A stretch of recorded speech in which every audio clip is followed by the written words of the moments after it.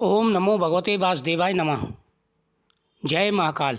स्वागत है आप सभी का मेरे यूट्यूब चैनल पर। मैं हरिओम शर्मा आज आपको महाशिवरात्रि की कथा सुना रहा हूँ। फाल्गुन कृष्ण पक्ष की चतुर्दश तिथि को महाशिवरात्रि का पर्व मनाया जाता है। इस दिन शिव जी और पार्वती जी की पूजा की जाती है। रोली, मूली, चावल, पान, सुपारी, लौंग, इलायची, चंदन, दूध, दही, घी, चीनी, शहद, फल फूल, कमलगट्टा, धतूरा, बेलपत्र, प्रसाद, धूप दीप जलाकर रात को जागरण किया जाता है और रात को 4 पैर की पूजा की जाती है। इन सभी सामग्रियों से भगवान शिव का पूजन किया जाता है। भगवान शिव की पूजा करते समय ओम नमः शिवाय मंत्र का जाप करें। साथ ही भोलेनाथ से प्रार्थना करें कि हे भोलेनाथ, हमारे ऊपर अपनी कृपा दृष्टि बनाए रखें। भोलेनाथ की कृपा से सभी कार्य सिद्ध हो जाते हैं। जीवन में आ रहे सारे दुख और परेशानियां दूर हो जाती हैं। महाशिवरात्रि व्रत वाले दिन संकल्प पूर्वक अगर व्रत रखा जाए तो सभी मनोरथ पूरे हो जाते हैं। प्राचीन समय में एक नृशंस बहेलिया था जो नित्य प्रति अनगिनत अपराध किया करता था और निरपराध जीवों को मारकर अपने परिवार का पालन पोषण किया करता था। जब आप भगवान शिव की पूजा कर लें, पूजा के बाद में भगवान के सामने दीपक जलाएं और फिर आप इस कथा का श्रवण करें। प्राचीन समय की बात है, एक बहेलिया था जो नित्य प्रति अनगिनत निरपराध जीवों को मारकर अपने परिवार का पालन पोषण करता था। एक बार पूरे जंगल में विचरण करने पर भी जब उसे कोई शिकार न मिला तो वह भूख से व्याकुल हुआ एक तालाब के किनारे गया। उसी स्थान पर एक बेल के वृक्ष के नीचे शिवलिंग स्थापित था। बहेलिया ने उसी वृक्ष की शाखा पर चढ़कर अपनी आवास स्थली बनाने के लिए बेलपत्र को तोड़ते हुए शिवलिंग को ढक दिया। दिन भर की भूख से व्याकुल उस बहेलिया का एक प्रकार से शिवरात्रि का व्रत अनजाने में पूरा हो गया। कुछ रात बीत जाने पर एक गर्भवती स्त्री हिरणी उधर कुलाचे भरती आई। व्याघ्र उसे मारने को तैयार हो गया। झिझकती हुई भयकुल हिरणी दीन वाणी में बोली कि हे व्याघ्र, मैं अभी गर्भवती हूँ। प्रसव बेला अभी न समीप है, इसलिए इस समय मुझे मत मारो। मैं प्रजनन क्रिया के बाद शीघ्र ही आ जाऊंगी। बहेलिया उसकी बातों को मान गया। थोड़ी रात और व्यतीत होने पर एक दूसरी मृगी उस स्थान पर आई। बहेलिया के निशाना साधते ही उस मृगी ने भी निवेदन किया, मैं अभी ऋतु क्रिया से निवृत्त सकामा हूँ, इसलिए मुझे पति सगाम करने दीजिए, मारिए नहीं। मैं मिलन के बाद अवश्य तुम्हारे पास आ जाऊंगी। बहेलिया ने उसकी बात को भी स्वीकार कर लिया। रात्रि की तृतीय बेला में एक तीसरी हिरणी छोटे छोटे नैन छोनों के लिए उसी जलाशय में पानी पीने आई। बहेलिया ने उसको भी देखकर धनुष पर बाण चढ़ा लिया। तब वह हिरणी कातर स्वर में बोली कि हे व्याघ्र, मैं इन छोनों को हिरण के संरक्षण में कर आऊं, तब तुम मुझे मार डालना। बहेलिया ने दीन उस मृगी की बात को भी मान लिया।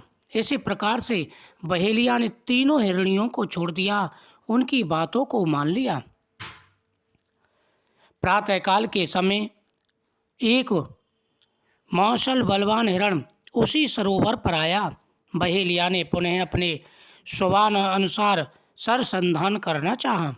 यह क्रिया देखते ही हिरण व्याघ्र से प्रार्थना करने लगा कि हे व्याघ्रराज, मुझसे पूर्व आने वाली 3 हिरणियों को तुमने मारा हो तो मुझे भी मारिएगा, अन्यथा अगर वे तुम्हारे द्वारा छोड़ दी गई हों तो मुझे भी मिलकर आने पर मारना। जब बहेलिया ने बाण ताना तो हिरण बोला कि हे बहेलिया, मुझसे पूर्व यहाँ पर 3 हिरणी आई होंगी, वह मेरी पत्नी थी। अगर तुमने उनको मार दिया है तो मुझे भी मार दो। अगर तुमने उनको जीवन दान दिया है यानी उनको छोड़ दिया है तो मुझे भी छोड़ दो। मैं तुमसे वादा करता हूँ, उन तीनों को आश्वासन देकर के उन तीनों को मिलने के बाद मैं तुम्हारे पास ही आऊँगा। उसके बाद तुम मेरा शिकार कर सकते हो। तुम उसके बाद मेरा शिकार कर सकते हो। मैं भी उनका सहचर हूँ। हिरण की करुणामयी वाणी सुनकर बहेलिया ने कहा कि भाई, मैं तुम्हें कैसे छोड़ दूँ? मैंने पहले 3 हिरणियों को छोड़ा। पहली गर्भवती थी, दूसरी कामातुर थी और तीसरी अपने बच्चों के साथ थी। मैंने उन तीनों को जाने दिया, लेकिन वह अभी तक लौट कर के नहीं आई। अगर मैं तुम्हें छोड़ दूंगा तो मेरे परिवार का क्या होगा? हिरण बोला, मैं तुम्हें आश्वासन देता हूँ, हे व्याघ्र, मैं तुम्हें वचन देता हूँ, मैं उनको मिलने के बाद शीघ्र ही तुम्हारे पास आ जाऊंगा। मैं सत्य वचन कहता हूँ। हिरण की करुणामयी वाणी सुनकर बहेलिया ने रात भर की बीती बात कह सुनाई तथा उसे भी छोड़ दिया। दिन भर उपवास, पूरी रात जागरण तथा शिव प्रतिमा पर बेलपत्र गिराने के कारण बहेलिया में आंतरिक शुचिता आ गई। यानी एक तो पूरे दिन का उसका व्रत हो गया, रात्रि का जागरण हो गया और दिन रात में उसने कुछ नहीं खाया। साथ ही अनजाने में शिवलिंग पर बेलपत्र गिरे। इससे शिवरात्रि का व्रत भी हो गया और उसका हृदय पवित्र हो गया। उसके अंदर पवित्रता आ गई। उसके जो मलिन विचार थे वह दूर हो गए। उसका मन निर्दयता से कोमलता में बदल गया और हिरण परिवार के लौटने पर भी वह उन्होंने नहीं मारा। जब सुबह हुई, हिरण परिवार ने कहा कि भाई, हमने वचन दिया है, तो सभी उस बहेलिया के पास आए, उस व्याघ्र के पास आए और कहने लगे कि हे व्याघ्र, तुमने अपना वचन निभाया था, हमें जाने दिया था, अब हम अपना वचन निभाते हैं और हम तुम्हारे पास आ गए। भगवान शंकर के प्रभाव से उसका मन इतना पवित्र तथा सरल हो गया कि वह पूर्ण अहिंसावादी बन गया। उधर हिरणियों से मिलने के पश्चात हिरण ने बहेलिया के पास आकर अपनी सत्यता प्रकट की। उनके सत्याग्रह से प्रभावित होकर व्याघ्र अहिंसा परमो धर्मः का पुजारी हो गया। उसकी आंखों में आंसू झलक आए तथा पूर्वकृत कर्मों पर पश्चाताप करने लगा। इस पश्चाताप से भोलेनाथ प्रसन्न हो गए और उसके सामने प्रकट हो गए। भोलेनाथ को समक्ष देखकर बहेलिया उनके चरणों में गिर पड़ा। कहा कि प्रभु, मैंने ऐसा कौन सा पुण्य कर्म किया जिसके प्रभाव से आपने मुझे दर्शन दिए? भगवान शिव बोले कि हे बहेलिया, तेरे पूर्व जन्म के किए गए सारे पाप नष्ट हो गए हैं।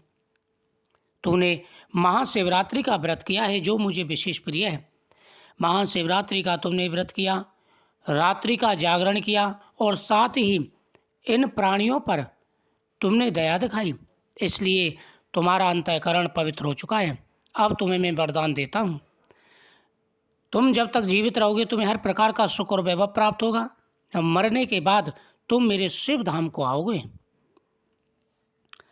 इसी प्रकार उसने पूरा जीवन व्यतीत किया सुखपूर्वक और स्वर्गलोक में देवताओं से पूजित वह पुष्पक विमान पर बैठ कर के शिवलोक को गया। वह शिव लोक का अधिकारी बना। भगवान शिव की महिमा परंपार है। जो भी व्यक्ति भगवान शिव की पूजा करते, आराधना करते, उनकी हर मनोकामना पूरी हो जाती है। वीडियो को शेयर करें, चैनल को